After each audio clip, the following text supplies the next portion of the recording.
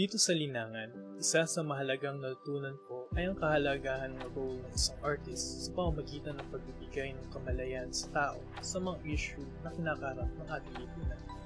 Isa din sa natutunan ko ay ang pag-explore ng iba't ibang mga medium at proseso ng paggawa ng art. Ang mga piyesa na aking ginagawa ay nakabase sa pagbibigay ko ng halaga sa oras, buhay at aking mga pinaniniwalaan.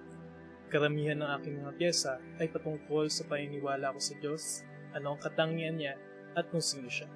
Parte din ng aking proseso ang pag-uukit upang mapakita ang konsepto ng pag-aalis na nagre-representa ng mga hindi permanenteng bagay dito sa mundo, gaya ng oras at buhay, ngunit nag-iiwan pa rin ng marka sa mga bagay na nilipasan.